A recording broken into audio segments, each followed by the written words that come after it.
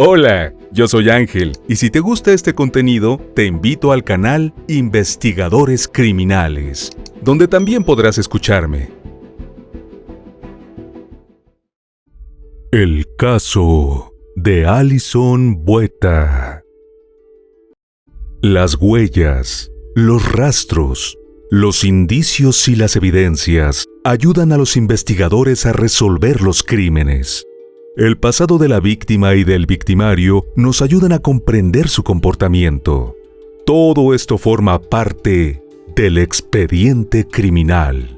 Y aquí te lo presento. Soy Ángel y te doy la bienvenida a este canal. Antes de empezar con el video, recuerda suscribirte y activar la campanita para que recibas una notificación cada vez que suba algo nuevo. Tampoco se te olvide al terminar dejarnos tu me gusta. Sin nada más que agregar, acompáñame a conocer todos los detalles de este expediente criminal. Cada cierto tiempo surgen en la historia personas extraordinarias que sobrepasan los límites de la resistencia humana y son capaces de sobreponerse a condiciones terriblemente adversas para preservar su vida. Para algunos, estos relatos de sobrevivencia y heroísmo, a los que la ciencia no logra dar explicación, constituyen verdaderos milagros. En términos generales, se entiende como milagro cualquier evento inusual o fuera de lo común que tiene un origen sobrenatural. Estos hechos a los que se vincula con el sistema de creencias religiosas se caracterizan por ser contrarios a las leyes de la naturaleza y suelen ser atribuidos a una supuesta intervención divina. Hace casi 3 décadas, en Ciudad del Cabo, Sudáfrica, tuvo lugar un suceso tan estremecedor como sorprendente. Las circunstancias que rodearon el brutal ataque contra una joven indefensa evidenciaron en primer lugar el nivel de perversión y sadismo al que pueden llegar algunas personas para satisfacer sus instintos más primitivos.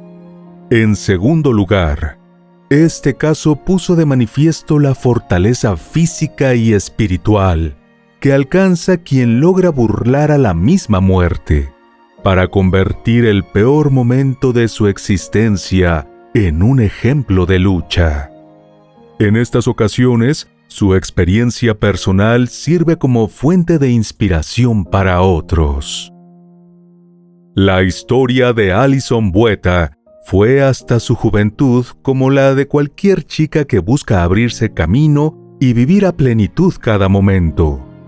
Nació el 22 de septiembre de 1967 en Port Elizabeth, una importante ciudad portuaria de Sudáfrica, famosa por su bahía y sus numerosas playas.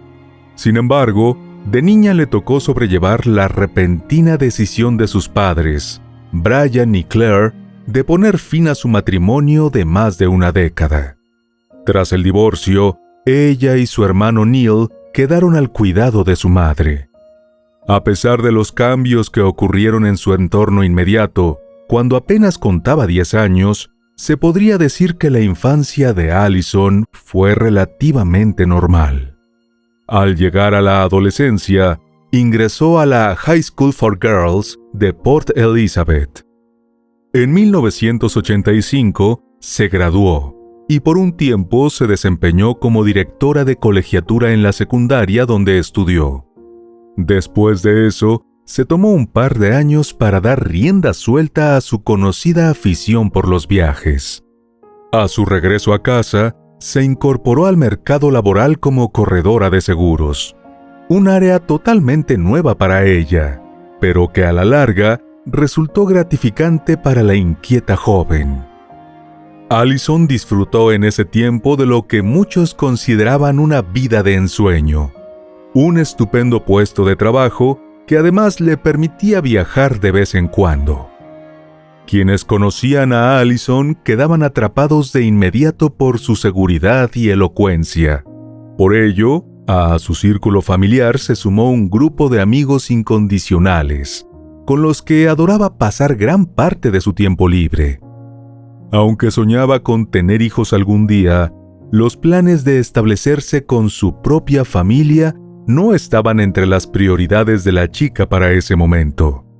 Nada la llevó a imaginar que su despreocupada vida daría un terrible giro y que todos los planes que pospuso para un futuro que aún veía lejano estarían a punto de desaparecer.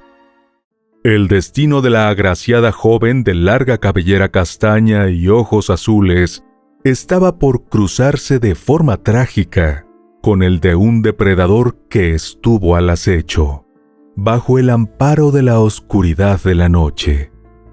Ese encuentro fortuito la convirtió en la víctima de uno de los crímenes más atroces y notorios cometidos en la nación situada en el extremo meridional del continente africano. Todo sucedió el 18 de diciembre de 1994, en medio de los preparativos para los días festivos de Navidad y fin de año. Ese domingo, que comenzó como uno de los más alegres y divertidos para Allison, terminó por convertirse en una pesadilla inimaginable, de la que difícilmente podría salir bien librada. La joven, entonces de 27 años, disfrutó de una tarde de sol y mar junto a sus amigos en las cálidas arenas de la costa de Port Elizabeth. Al atardecer, decidieron trasladar la diversión al apartamento de Allison, para entretenerse con algunos juegos de mesa mientras comían pizza y helados. Su amiga Kim quiso dejar la velada temprano, pues al día siguiente debía trabajar y además no había llevado su vehículo. Allison le pidió que se quedara un poco más con la promesa de que la llevaría sana y salva a su casa. Los jóvenes continuaron compartiendo hasta poco después de la medianoche. Honrando su palabra, Allison llevó a Kim hasta su apartamento y luego condujo de regreso al suyo. Cerca de la 1 de la madrugada, cuando llegó al edificio, notó que alguien había ocupado el lugar donde acostumbraba dejar su auto, pues estaba convenientemente situado frente a su residencia. Contrariada, decidió dar algunas vueltas a la manzana en busca de un lugar apropiado para estacionar. Finalmente consiguió un puesto vacío debajo de un frondoso árbol, en un tramo escasamente iluminado de la calle. Deseosa de entrar lo antes posible a su apartamento, ducharse e irse a la cama, se volvió hacia el asiento trasero para tomar un bolso con alguna ropa limpia. En ese momento, sintió una ráfaga de brisa cálida y al darse vuelta, vio a un joven desgarbado y rubio que abrió la puerta del lado del conductor y estaba parado frente a ella en actitud amenazante. Su sangre se heló de inmediato al notar que llevaba un cuchillo en la mano. El desconocido la amenazó con matarla si no le obedecía y le ordenó correrse al puesto del pasajero, mientras él se ponía al frente del volante. Consciente de su situación, Allison hizo exactamente lo que el hombre le dijo. El sujeto puso el auto en marcha y pisó el acelerador para salir rápidamente del complejo. Tras instantes de un pesado silencio, el intruso le aseguró que no le haría daño, pues lo único que quería era utilizar el vehículo durante 1 hora. Según relatos posteriores, 1000 cosas pasaron en cuestión de segundos por la cabeza de Allison. Incluso pensó en lanzarse del vehículo, pero el temor la paralizó. Con la esperanza de poder salir ilesa de ese difícil trance, le suplicó a aquel hombre, quien dijo llamarse Clinton, que tomara su dinero y el vehículo y la dejara ir. Pero él hizo caso omiso de sus ruegos. Condujo frenéticamente por las calles de Port Elizabeth, como buscando a alguien.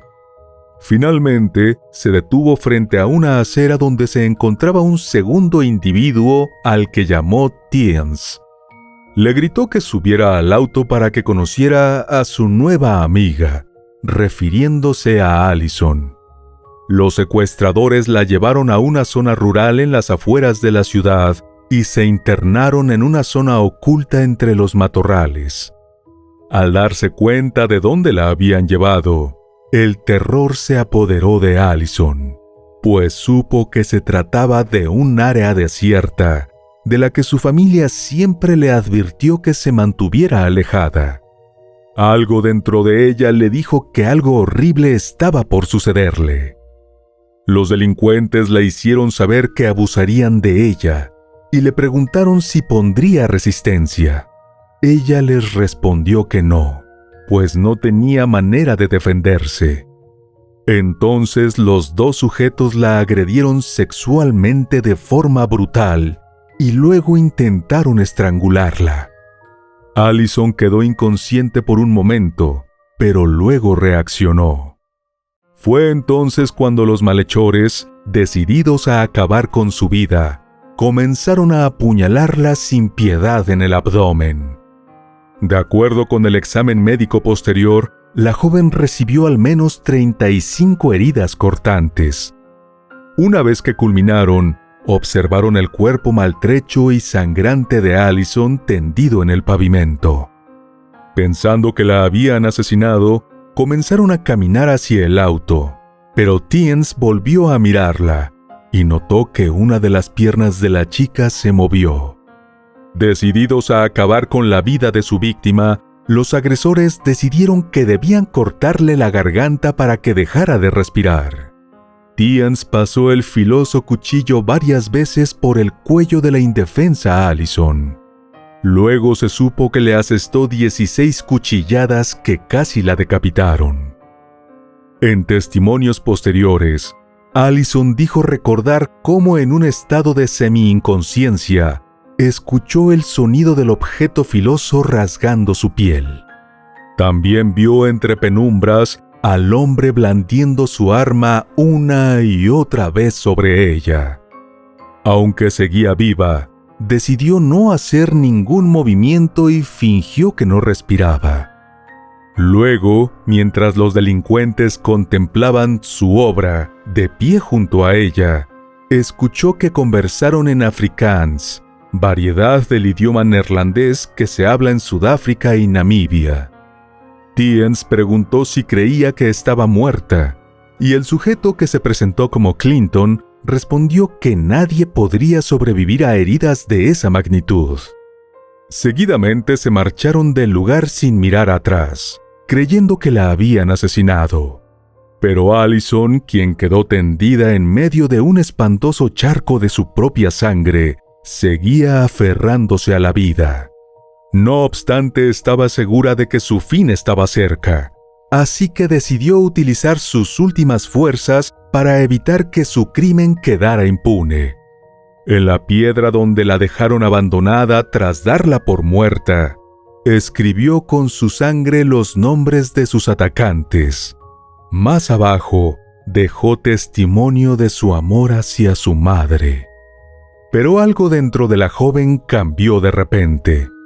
Por increíble que parezca, pasó de darse por vencida a pensar que su vida era demasiado valiosa como para perderla en aquel lugar desolado y permitir que sus agresores se salieran con la suya. Según su relato, sintió una especie de murmullo que le dijo que todo estaría bien, y fue entonces cuando decidió luchar por su vida. Entre los matorrales pudo ver las luces de la carretera y trató de incorporarse para ir por ayuda.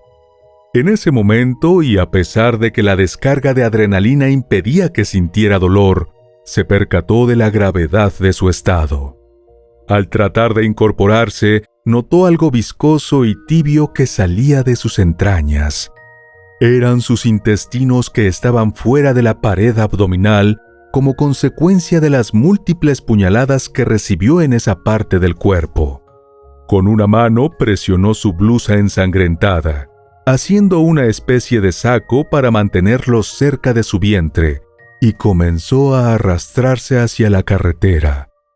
Apenas inició el recorrido por el tortuoso camino hacia su salvación, sintió que su cabeza se fue hacia atrás y casi cayó sobre su espalda. Los repetidos cortes que le hicieron los agresores para degollarla casi lograron separarla de su tronco. Con la mano que tenía libre, echó su cabeza hacia adelante y la sostuvo para poder avanzar. Apenas la colocó en su sitio, sintió que recuperó parte de su visión. Avanzaba lentamente, arrastrándose entre vidrios rotos y piedras, hasta que tomó fuerzas suficientes para incorporarse. En varias ocasiones cayó al suelo y su vista se nubló, pero volvía a levantarse y dar pasos hasta llegar a la carretera, guiada por los faroles. Al llegar a la vía, se tendió sobre el rayado blanco de la orilla. Aún en su crítico estado, fue capaz de ponderar que ese era el lugar más seguro y que cualquier automovilista que transitara por la carretera podría verla. Pasaron unos minutos cuando sintió que llegó un vehículo, pero el conductor vio su estado y siguió de largo. Enseguida pasó otro, pero esta vez el conductor sí se detuvo para socorrerla. Tras el volante estaba el estudiante de ciencias veterinarias, Tian Eilard, quien llegó procedente de Johannesburgo para pasar las vacaciones en Port Elizabeth. Las náuseas se apoderaron del universitario al ver la condición de Allison, pero apenas se repuso de la fuerte impresión, llamó a emergencias. Tian permaneció al lado de la chica sosteniendo su mano, mientras llegaban los servicios paramédicos y la policía. El joven empleó su formación veterinaria para volver a meter la tiroides expuesta de Allison dentro de su cuerpo. Más de 1 hora tardaron los socorristas en llegar al lugar. Tras esa espera, que se hizo eterna, Allison fue llevada a la sala de emergencias del hospital local, donde los médicos no podían creer que la joven sobreviviera a tan horribles heridas. El galeno Alexander Angelov, quien la atendió en urgencias, comentó más tarde que nunca había visto lesiones tan graves en sus 16 años de práctica. Allison estuvo al borde de la muerte, pero afortunadamente ninguna de las múltiples heridas tocó órganos vitales o alguna arteria, pues de lo contrario, habría fallecido desangrada. El doctor David Comyn presidió las operaciones de emergencia para reparar las heridas en su cuello y su abdomen. Los intentos de sus agresores por estrangularla le dañaron las vías respiratorias y le impedían inhalar y exhalar. Pero milagrosamente, uno de los cortes en su tráquea fue lo que la ayudó a obtener aire para mantenerse con vida. Una vez que los médicos repararon las heridas internas y externas, Allison comenzó el largo proceso hacia su completa recuperación. Sin embargo, los doctores le dijeron que las heridas en su útero le impedirían quedar embarazada. En ese momento, la joven recordó que el hombre que dijo llamarse Clinton se ensañó específicamente en su zona pélvica. Una vez que estuvo consciente y con suficiente fuerza para dar su declaración, les narró a los investigadores los horribles hechos de aquella noche, y fue capaz de describir a sus atacantes e identificarlos en fotos policiales. Los sospechosos fueron identificados oficialmente como Franz Dutoit y Tiens Kruger, ambos con registros policiales por violencia extrema contra las mujeres. Además, eran conocidos como seguidores del satanismo y de las prácticas propias del ocultismo. La identificación que hizo Allison de sus victimarios condujo al rápido arresto de Franz y Tiens, a quienes los medios locales, que se hicieron eco de la impactante historia, comenzaron a llamarlos violadores destripadores. Las circunstancias en las que ocurrió el ataque, las espantosas heridas que sufrió la víctima y su increíble recuperación hicieron de este caso la noticia del año en Sudáfrica. Cada nuevo detalle que se revelaba de las investigaciones, así como del posterior juicio, captaron la atención de los sudafricanos. Franz y Tiens se declararon culpables de 8 cargos por el secuestro, agresión sexual e intento de asesinato de Allison. En agosto de 1995 culminó el juicio, en el que ambos fueron hallados culpables.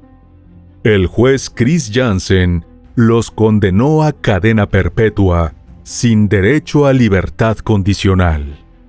La asombrosa recuperación de Allison fue descrita como un milagro, pero la terrible experiencia que vivió esa noche de diciembre de 1994 le dejó profundas cicatrices físicas y emocionales que debió superar. Para recuperarse, la decidida joven se dijo a sí misma que necesitaba enfrentar lo que le había sucedido. Fue así como comenzó a dar conferencias para contar su historia de sobrevivencia y coraje. De hecho, se convirtió en una de las primeras mujeres en hablar públicamente del abuso sexual en Sudáfrica y en otros países. El impacto de su relato llevó a Allison a viajar por el mundo con su inspirador discurso, que alentó a otras supervivientes a presentarse y a contar también sus historias. La joven llegó a recorrer 35 países y con el paso del tiempo se convirtió en una de las conferencistas motivacionales más admiradas del planeta. Gracias a la forma como enfrentó la muerte, se recuperó y transformó su experiencia en un ejemplo de lucha para otras mujeres. En 1995, un año después del ataque, le otorgaron el prestigioso premio Rotario Paul Harris al coraje más allá de la norma. También fue reconocida como Mujer de Valor por la revista femenina, mientras que las autoridades de Port Elizabeth la honraron como la Ciudadana del Año. Años más tarde, Allison plasmó su historia en 2 libros que estuvieron entre los más vendidos del país. El primero de ellos fue I Have Life, Allison's Journey, que traducido al español significa Tengo vida, la travesía de Allison, que coescribió junto a la autora Marianne Damm, editado en 1998. El libro fue traducido a 7 idiomas y vendió más de 900,000 copias. La obra inspiró la película documental Allison, dirigida por Uga Carlini y estrenada en 2016. El cineasta, quien se propuso hacer la cinta desde que escuchó a Allison hablar en un campo de rugby repleto en 1999, coescribió el guión con Marianne. El rodaje se realizó en Ciudad del Cabo y Allison estuvo involucrada en cada parte del proyecto. El docudrama se proyectó en el Festival de Cine Encounters, en Ciudad del Cabo y Johannesburgo, así como en el Festival Internacional de Cine de Durban. El segundo libro, For the Tough Times, que en español fue titulado Para los tiempos difíciles, se publicó en 2002. Pero la historia de supervivencia, esperanza y fortaleza de Allison no solo inspiró a otras víctimas de agresión sexual a no guardar silencio.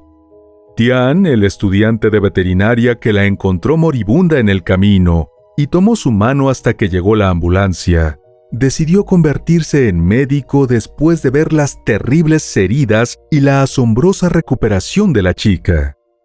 Un año después del ataque, Allison conoció a Tini Bueta, quien también enfrentaba una depresión producto de un trauma infantil no resuelto.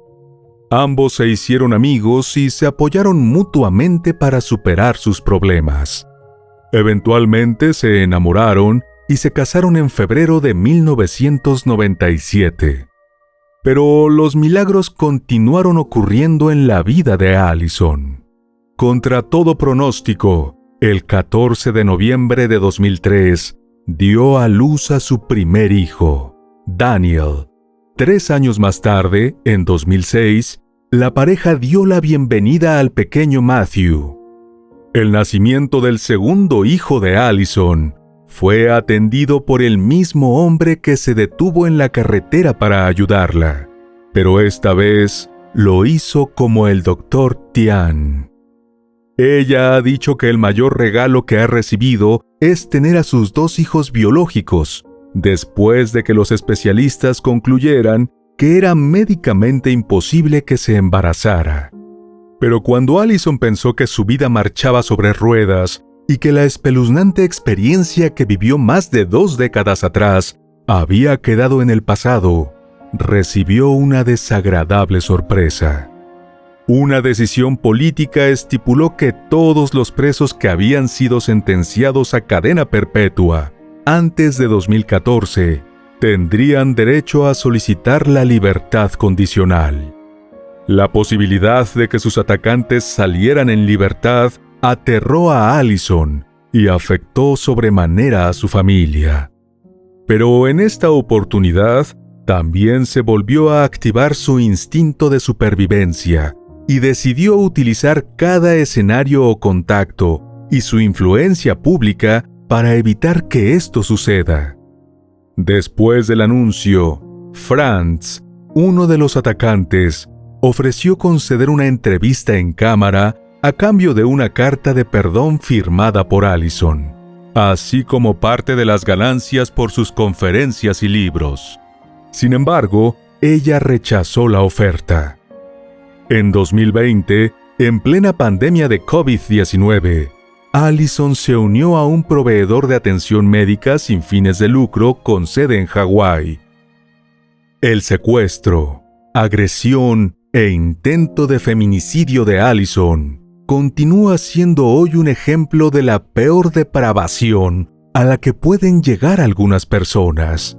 Pero la manera como ella luchó contra la muerte y su increíble recuperación son al mismo tiempo un referente de la fuerza del espíritu humano. La palabra milagro aparece a lo largo de la historia de esta heroica mujer que se sobrepuso a heridas mortales.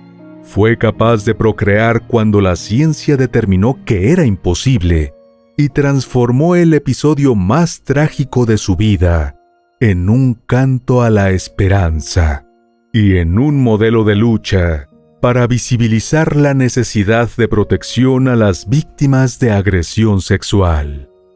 Hoy Allison es una de las conferencistas motivacionales más admiradas y respetadas de Sudáfrica.